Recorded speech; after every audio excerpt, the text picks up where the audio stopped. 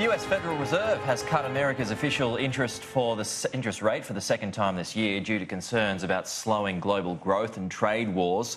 The 0.25% cut is in line with economist expectations. The policy change was approved 7 votes to 3, showing the Federal Reserve is divided on monetary policy. We are committed to making the best decisions we can based on facts and objective analysis.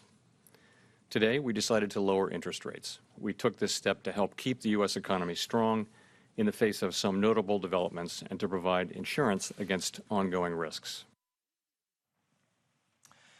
Yeah, it had been under pressure from US President Donald Trump to lower rates to at least 0 to fuel the economy.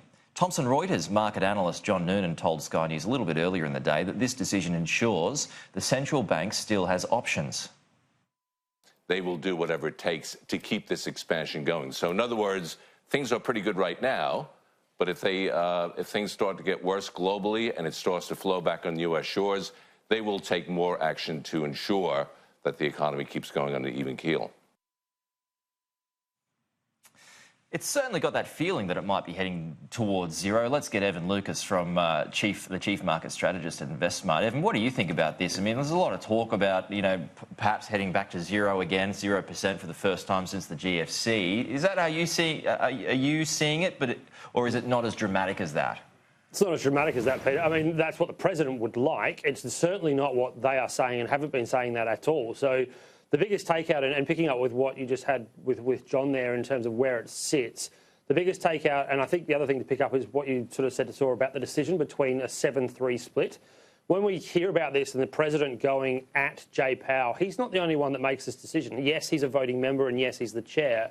But there are obviously 10 members that make a decision. There are 20 members on the actual whole FOMC, so the Federal Opening Market Committee, that sits and makes these decisions that actually are there. And what we watch from that and why their communication is probably better than any other central bank on the planet is that they have this thing called the dot plots, which is each individual member telling the market where they expect rates to be from now, next year, 2021, and then what they call their longer run average, which is basically their view of what they view as the neutral run rate.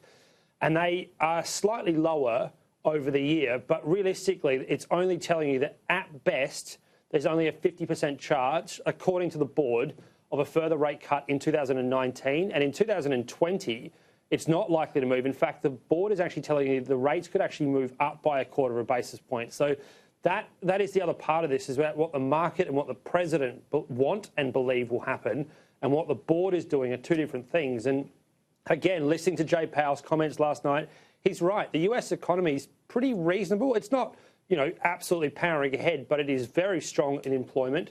It's solid in consumption. The interesting part, the part that's actually slowing down, can be put to the president himself, which is business investment, particularly global investment. And that would probably come down to the US-China trade issue. So overall, it makes sense that, yes, they are moving back from what was probably considered a tight monetary policy this time last year to being more neutral. But the possibility of it going to 0 looks very, very low. The possibility of it even going below probably 1.5 to 1.25 also looks very, very unlikely. And again, it does give them ammunition that if things got really tight in 2020, 2021, they could move. They also still have to make sure they don't actually overheat the economy as well. And that's the other side of this equation. Going to 0 would put an incredible amount of heat in the economy that's already going quite nicely and could actually create more problems than it actually solves. Yeah, I mean, and there's probably the confusion, I think, Evan. I mean, you referred to the jobs figures in the US at the moment, and I believe that they're at the best that they've been in some 50 years, which is some significance. So that in itself would suggest that things are going okay. So why the need for a rate cut then? And if so, is it somewhat similar to our economy here, where things aren't too bad? It's a little soft, but it's not too bad. But there's these rate cuts that might be coming in as well, just to sort of drive it along a little bit more.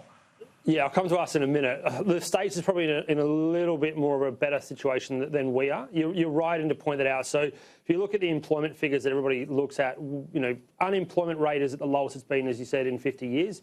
If you look at what we call the underutilisation, so that's those that are unemployed or those that are employed that want to work more, that's also at around about a 25-year low in the States.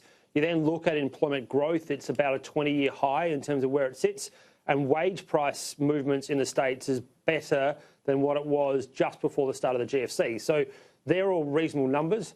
They also have the overall wealth effect in the States is much, much higher than it was basically just before the GFC as well, which is always the comparison now with regards to where they sit. So that's all there. Inflation's a little bit weak, and that's probably where they see some patchiness. What is also coming out, as I said, is business investment is a little bit weaker. For us here, we have an interesting... So today is our jobs numbers. Expectations are for about 10,000 jobs added.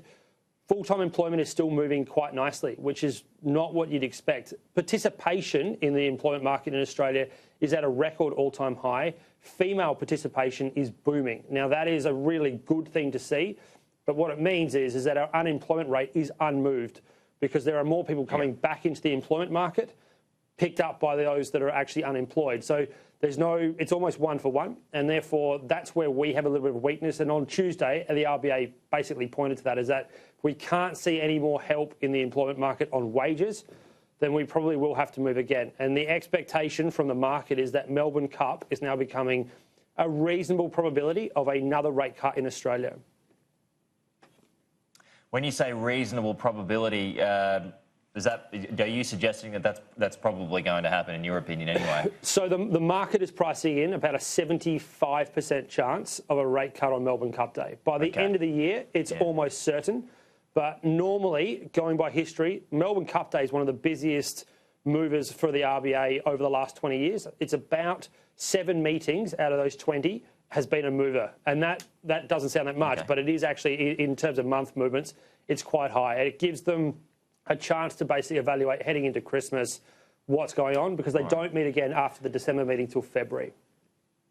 Well, that's interesting stuff, Evan, as always, right across. And as you just mentioned there, the jobs figures are coming out in a couple of hours' time. And as Evan mentioned, the expectation is that probably about another 10,000 jobs came online, with the unemployment rate expected to stay the same at about 5.2%. But Evan Lucas, Chief Market Strategist at InvestSmart, appreciate your time as always. Right across all the details. We'll chat to you soon.